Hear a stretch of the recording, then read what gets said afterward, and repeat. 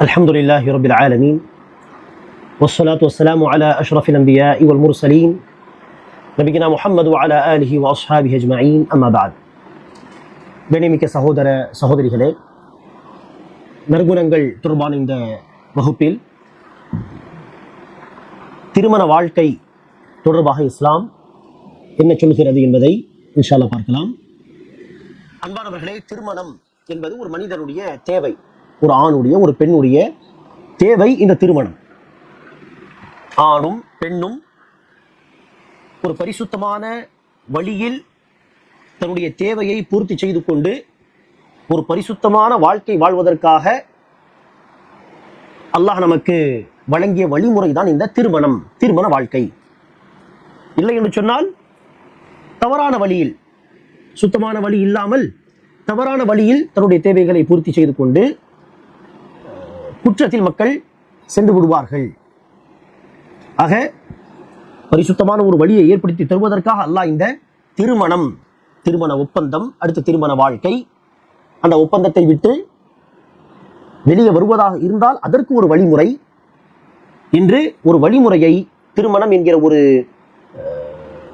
விஷயத்தை, சட்டத்தை அல்லாஹ் நமக்கு வழங்கி இருக்கிறார். இந்த திருமண வாழ்க்கையின் அடிப்படை நோக்கமாக ஆணிடத்திலும் சரி ஒரு பெண்ணிடத்திலும் சரி என்ன விஷயம் இருக்க வேண்டும் என்றால், சுத்தமான வாழ்க்கை வாழ வேண்டும். இந்த திருமணத்தை கொண்டு தன்னுடைய இச்சையை ஹலாலான, அல்லாஹ் அனுமதித்த வழியில் பூர்த்தி செய்து கொண்டு அதே ஹலாலான வழியில் நான் பயணிக்க வேண்டும். ஹராமில் தடுக்கப்பட்ட விஷயத்தை நோக்கி நான் போய்விடக்கூடாது. யார் பரிசுத்தமாக இருக்க வேண்டும் என்று நாடுவாரோ அல்லாஹ் அவரை பரிசுத்தமாக வைப்பான். பரிசுத்தமாக வாழ்வதற்கான வழி எல்லாம் ஏற்படுத்தி தருவான். ஆக இந்த நிக்காவை கொண்டு பரிசுத்தமாக வாழ வேண்டும் என்கிற ஒரு நோக்கத்தை உள்ளத்தில் வைத்துக் கொள்ள வேண்டும். காரணம், இந்த நிக்கா என்பது ஹராமில் போகாமல் பரிசுத்தமாக வாழ்வதற்கான மிக சிறந்த வழி. ஆகவேதான் நபி ஸல்லல்லாஹு அலைஹி வஸல்லம் அவர்கள் இளைய சமுதாயத்தை பார்த்து சொல்லும் பொழுது, உரிய நேரத்தில் நிக்கா செய்யக்கூடிய காலம் நேரம் வந்துவிட்டால் தாமதிக்க கூடாது, உடனே நிக்கா செய்து கொள்ள வேண்டும். அப்போதான் ஹராமில் போகாமல் தன்னுடைய மானத்தை, பெண்களாக இருந்தால் தன்னுடைய கற்பை பாதுகாக்க முடியும் என்கிற அடிப்படை நபி ஸல்லல்லாஹு அலைஹி வஸல்லம் அவர்கள் இளைய சமுதாயத்தை பார்த்து சொல்கிறார்கள், யா மஅஷர ஷபாப், இளைய சமுதாயமே, மன் இஸ்ததா மின்குமுல் பாஅத, உங்களில் எவர் திருமணம் செய்ய சக்தி பெற்றிருக்கிறாரோ ஃபல்யதஸவ்வஜ், அவர் உடனே திருமணம் செய்து கொள்ளட்டும். ஃபஇன்னஹு அகது லில்பஸர் வஅஹ்ஸனு லில்ஃபர்ஜ், காரணம் இந்த திருமணம் தான் பார்வையை தாழ்த்திக் கொள்வதற்கும், அந்நிய பெண்களை பார்க்காமல் பார்வையை தாழ்த்திக் கொள்வதற்கும், ஹராமில் போகாமல் தவறான வழியில் போகாமல் தன்னுடைய மர்மஸ்தானத்தை பாதுகாத்துக் கொள்வதற்கும் மிக பொருத்தமான வழி இந்த திருமண வாழ்க்கை தான். ஆக திருமணம் செய்து கொள்ளுங்கள். ஆம், யாருக்கு திருமணம் செய்யக்கூடிய சக்தி இல்லையோ, பொருளாதார ரீதியாக அல்லது உடல் ரீதியாக, ஃபமன் லம் யஸ்ததி' ஃபஅலைஹி பிஸ்ஸௌம், அவர் நோன்பு நோற்கட்டும். ஃபஇன்னஹு லஹு விஜா, தன்னுடைய இச்சையை கட்டுப்படுத்திக் கொள்வதற்காக நோன்பு அதிகமாக வைத்தால் அந்த நோன்பு கேடயமாக வேலை செய்யும், ஹராமில் போக விடாமல் நம்ம இன்ஷா அல்லாஹ் தடுக்கும் என்று ஒரு வழியை காட்டுகிறார். ஆக திருமணத்தின் நோக்கமே ஹராமில் போகாமல் இருக்க வேண்டும், தன்னுடைய மானத்தை, தன்மானத்தை, தன்னுடைய கற்பை பாதுகாக்க வேண்டும் என்பது ஒரு அடிப்படை நோக்கம். அதற்கான வழிதான் இந்த திருமண வாழ்க்கை. ஆகவேதான் எவர் ஒருவர் விபச்சாரம் போன்ற இந்த ஹராமான வழியில் நான் போய்விடக் கூடாது என்கிற அந்த பயத்தோடு திருமண வாழ்க்கை வாழ்கிறாரோ, அப்படிப்பட்ட ஒருவர், ஆணாக இருந்தாலும் சரி அல்லது பெண்ணாக இருந்தாலும் சரி, தன் மனைவியோடு இல்லறத்தில் ஈடுபட்டாலும் அல்லது ஒரு மனைவி தன் கணவரோடு இல்லறத்தில் ஈடுபட்டாலும் அதற்கு நன்மை உண்டு. எப்படி வணங்கினால் நன்மை உண்டோ, எப்படி தொழுதால் நன்மை, நோன்பு வைத்தால் நன்மை, திக்ர் செய்தால் நன்மை, பிரார்த்தனை செய்தால் நன்மை என்று இருக்கிறதோ, அப்படி இல்லறத்தில் ஈடுபட்டாலும் நன்மை. நபி ஸல்லல்லாஹு அலைஹி வஸல்லம் அவர்கள் ஒரு ஹதீஸிலே சொல்கிறார்கள், வஃபி புத்இ அஹதிக்கும் ஸதகா, உங்களில் ஒருவருடைய உறுப்பிலும் தான தர்மத்தை நன்மை உண்டு. அதாவது என்ன, இல்லறத்தில் ஈடுபட்டால் தன்னுடைய இச்சையை பூர்த்தி செய்யும் விதத்திலே உடல் உறவு கொண்டாலும் அதிலும் தர்மத்தின் நன்மை உண்டு என்று சொன்னதும் சஹாபாக்களுக்கு நபி தோழர்கள் பெரிய ஆச்சரியம். ஒருவர் தன்னுடைய இச்சையை பூர்த்தி செய்கிறார், அதில் எப்படி தர்மத்தின் நன்மை கிடைக்கும்? அது என்ன வணக்கம் அது என்று சஹாபாக்கள் ஆச்சரியப்பட்டு ரசூலத்தில் கேட்டார்கள். யா ரசூலல்லாஹ் யஅதி அஹதுனா ஷஹவத்தஹு ஃபயகூனு லஹு ஃபீஹா அஜர். நம்மில் ஒருவர் தன்னுடைய இச்சையை பூர்த்தி செய்கிறார், அதில் எப்படி யா ரசூலல்லாஹ் தர்மத்தின் நன்மை கிடைக்கும்? நபி ஸல்லல்லாஹு அலைஹி வஸல்லம் அவர்களை பார்த்து வேறு ஒரு கேள்வி கேட்டார்கள். அரஐதும் லவ் வதஅஹா ஃபீ ஹராம் அகான அலைஹி விஸ்ர். சரி, இதே காரியத்தை, உடல் உறவு கொள்வது, இச்சையை பூர்த்தி செய்வது என்கிற இதே காரியத்தை ஹராமான வழியில் விபச்சாரத்தில் போய் அவன் செய்தால் அதில் தீமை எழுதப்படாதா? சஹாபா சொன்னார்கள், ஏன் இல்லை யார் சொல்ல, தீமை எழுதப்படும். அப்படி இருக்கிற சொன்னார்கள், அப்படி இருக்க அவர் அல்லாஹ்வுக்கு பயந்து இச்சை பூர்த்தி செய்யக்கூடிய அந்த விஷயத்தை ஹலாலான விதத்தில் மட்டுமே அல்லாஹ்வுக்கு பயந்து பூர்த்தி செய்தால் ஏன் நன்மை எழுதப்படக்கூடாது என்று நபி ஸல்லல்லாஹு அலைஹி வஸல்லம் புரிய வைத்தார்கள். ஆக இதெல்லாமே நியத் தொடர்பான விஷயம். யார் திருமண வாழ்க்கையை கொண்டு பரிசுத்தமாக நான் வாழ வேண்டும், நான் ஹராமில் போகக்கூடாது, தன்னுடைய தன்மானத்தை பாதுகாக்க வேண்டும், பெண்களாக இருந்தால் தன்னுடைய கற்பை பாதுகாக்க வேண்டும் என்கிற இந்த நோக்கத்தோடு திருமண வாழ்க்கை வாழ்வார்களோ, அத்தகைய திருமண வாழ்க்கை தான் வணக்கம் தான், இபாதத் தான். அத்தகைய திருமண வாழ்க்கையே ஒரு வணக்கம் தான், நன்மைதான். ஆகவேதான் திருமண வாழ்க்கையின் அடிப்படை நோக்கமாக ஹராமில் போகக்கூடாது, தன்னுடைய மானத்தை, தன்னுடைய கற்பை பாதுகாக்க வேண்டும் என்பது உள்ளத்தில் இது ஒரு நோக்கமாக இருக்க வேண்டும். இப்படி செய்தால் அந்த திருமண வாழ்க்கை வணக்கம். வணக்கம் என்பது அன்பானவர்கள் இரண்டு வகைப்படும். ஒன்று, நேரடியாக அல்லாஹ் நமக்கு வணக்கத்தின் வடிவத்தில் வழங்கியது. தொழுகை வணக்கமாக தான் அந்த செயல் வந்துள்ளது. வணக்கம் அது, தொழுகைனாலே வணக்கம் தான். நோன்பு நோற்பது, நோன்பு வைப்பது என்று சொன்னாலே படைத்தவனை வணங்கும் விதத்திலே செய்யக்கூடிய ஒரு செயல் இல்லையா? தான தர்மம் செய்வது, குர்ஆன் ஓதுவது, தியானம் செய்வது, திக்ர் செய்வது, பிரார்த்தனை செய்வது, எல்லாமே வணக்கம் இல்லையா? சரி, இதுக்கு நேர்மாறாக திருமணம் செய்வது, உண்ணுவது, பருகுவது, தூங்குவது, ஆடை உடுத்துவது, பயணம் செய்வது, இதெல்லாம் என்ன வணக்கமாக நமக்கு கொடுக்கப்பட்ட விஷயங்களா? இல்லை, இதெல்லாம் அன்றாட வாழ்க்கை நாம் செய்யக்கூடிய செயல்கள், நம்முடைய தேவைகள் இல்லையா? ஆனால் இந்த காரியங்களும் இபாதத்தாக மாறும். எப்போது மாறும்? நம்முடைய நீயத் அப்படி இருந்தால்.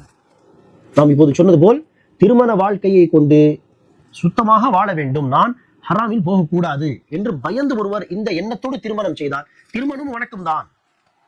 எவர் ஒருவர் நல்ல உணவை சாப்பிட்டால் தான் தெம்பாக அடுத்து வேலை செய்ய முடியும் குடும்பத்துக்காக, அப்போதான் வணங்கி வழிபட முடியும், நின்று தொழ முடியும் என்கிற அந்த சிந்தனையோடு நல்ல உணவை உட்கொள்கிறான்னு சொன்னால் சாப்பிடுவது வணக்கம் தான். ஆடை உடுத்துவது எல்லோரும் செய்யக்கூடிய விஷயம்தான் மனிதர்கள். ஆனால் இந்த ஆடை விஷயத்திலும் அல்லாஹ் ஹராமாக்கி ஆடையை போடக்கூடாது. எப்போதும் ஆடை போடும்போது பிஸ்மில்லா என்று சொல்லி போடுவது, ஹராமான ஆடை தவிர்த்துக் கொள்வது என்றெல்லாம் செய்தால் ஆடை உடுத்துவது வணக்கம்தான். ஆக நம்முடைய நீயத், நம்முடைய எண்ணங்களுக்கு ஏற்ப இந்த அன்றாட விஷயங்களும் வணக்கமாக மாறிவிடும். ஆகவேதான் நல்ல எண்ணத்தை கொண்டு என்ன செய்ய வேண்டும்? நிக்கா செய்ய வேண்டும். அதே போல இந்த நிக்கா உடைய மிக முக்கியமான ஒரு நோக்கம்தான் ஒரு சுகமான வாழ்க்கை, ஒரு மன நிம்மதி உள்ள ஒரு வாழ்க்கை வாழ வேண்டும். திருமணம் செய்யாமல் இருந்தால் ஆணுக்கும் பெரும்பாலும், சில பேருக்கு இதில் கண்டிப்பாக விதிவிலக்கு உண்டு, ஆனால் பெரும்பாலும் திருமணம் செய்யாமல் இருந்தால் ஆணுக்கு மன உளைச்சல். அதே மாதிரிதான் பெண்ணுக்கும் இந்த இச்சையை பூர்த்தி செய்வதற்கான சுத்தமான வழி அவர்களுக்கு அமையவில்லை என்று சொன்னால் மன உளைச்சல். ஹராமில் போகக்கூடாது, சுத்தமான வழியில் இன்னும் நிக்கா செய்யவில்லை, மன உளைச்சல். ஆக அந்த மன உளைச்சலை தவிர்த்து மன நிம்மதி பெறுவதற்கான ஒரு வழி இந்த நிக்கா. ஆகவே அல்லாஹ் குர்ஆனிலே சொல்கிறான், وَمِنْ آيَاتِهِ أَنْ خَلَقَ لَكُم مِّنْ أَنفُسِكُمْ أَزْوَاجًا لِتَسْكُنُوا إِلَيْهَا وَجَعَلَ بَيْنَكُم مَّوَدَّةً وَرَحْمَةً. அல்லாஹ் ஆண்களை பார்த்து சொல்கிறான், உங்களை படைத்து உங்களுடைய ஜோடிகளை, அதாவது மனைவியை படைத்து, மேலும் உங்களுக்கு மத்தியில் ஈவு இரக்கத்தை படைத்திருக்கிறான், மஹப்பத் நேசத்தையும் அன்பையும் படைத்திருக்கிறான். இதற்காக அல்லாஹ் உங்களுக்காக உங்களுடைய மனைவிகளை படைத்தான் சொன்னால் லிதஸ்குனு இலைஹா, மனைவியை கொண்டு நீங்கள் மன நிம்மதி சுகம் பெற வேண்டும் என்பதற்காக லிதஸ்குனு இலைஹா என்றெல்லாம் சொல்கிறான். ஆக இப்படி உங்களை படைத்து, உங்களுக்காக உங்களுடைய ஜோடிகள் மனைவியை படைத்து, உங்களுக்கு மத்தியில் அன்பை படைத்து, ஈவு இரக்கத்தை படைத்து, நீங்கள் தன் மனைவியை கொண்டு சுகம் பெற வேண்டும் என்பதற்காக இப்படி எல்லாம் அல்லாஹ் ஒரு விஷயத்தை செய்தது அல்லாஹ்வின் அத்தாட்சிகளில் ஒரு அத்தாட்சி என்று திருமண வாழ்க்கை எல்லாம் ஒரு அத்தாட்சியாக சொல்கிறான் குர்ஆனிலே. எவ்வளவு பெரிய வார்த்தை! ஆக சுகம் பெறுவது, நிம்மதியான வாழ்க்கையை வாழ்வது, மேலும் தன்னுடைய மானத்தை பாதுகாக்க வேண்டும் என்கிற எண்ணத்தோடு திருமணம் செய்வது, இது எல்லாமே அந்த திருமணம் என்கிற காரியத்தையும் வணக்கமாக ஆக்கிவிடும். ஆகவேதான் ஒரு ஹதீஸிலே நபி ஸல்லல்லாஹு அலைஹி வஸல்லம் அவர்கள் சொல்கிறார்கள், எவர் திருமணம் செய்து விடுகிறாரோ அவர் பாதி ஈமானின் பாதி பகுதியை அடைந்து விட்டார். அடுத்த பாதி ஈமான் தொடர்பான அடுத்த பாதி விஷயத்தில் அவர் அல்லாஹ்வை அஞ்சி நடந்து கொள்ளட்டும். பெரும்பாலான பாவங்கள் நடப்பது இரண்டு காரணங்கள் அடிப்படையில் தான். ஒன்று நாவு, இல்லையா மர்ம உறுப்பு. பெரும்பாலான பாவங்கள் மர்ம உறுப்புக்காக தான், மன இச்சை. இன்னொன்று இந்த நாவு என்று ஹதீஸில் சொல்லப்படுகிறது. அதில் மர்ம உறுப்பை பாதுகாக்கக்கூடிய ஒரு வழிதான் நிக்கா. மிஞ்சி இருக்கக்கூடிய விஷயம் என்னது? நாவு விஷயத்தில் கவனமாக இருங்கள். அல்லது நிக்கா செய்து விட்டால் உலக ரீதியாக ஒரு பரிசுத்தமான வாழ்க்கை வாழ்வதற்கான வழி கிடைத்து விட்டது. அடுத்து தொழுகை, நோன்பு, ஜகாத் போன்ற அந்த வணக்கங்களில் அல்லாஹ்வை அஞ்சிக் கொள்ளுங்கள், ஈமான் பூர்த்தியாகிவிடும். ஆக நிக்கா செய்வது பாதி ஈமான் சொன்னால் அடுத்த பாதி அல்லாஹ்வை அஞ்சிக் கொள்ளுங்கள். ஆக நிக்கா என்பது ஒரு சுத்தமான நோக்கத்தோடு செய்ய வேண்டும். நிக்கா செய்த பிறகு அல்லாஹ் காட்டி தந்த வழிமுறைப்படி, நபிகள் நாயகம் காட்டி தந்த வழிமுறைப்படி அந்த நிக்காஹுடைய வாழ்க்கையை அமைத்துக் கொள்ள வேண்டும். அப்படி அமைத்துக் கொண்டால் அந்த நிக்காஹுடைய வாழ்க்கையும் வணக்கம்தான், இபாதத்து தான் என்பதற்கு ஏற்கனவே நாம் சில உதாரணங்களை கொடுத்தோம்.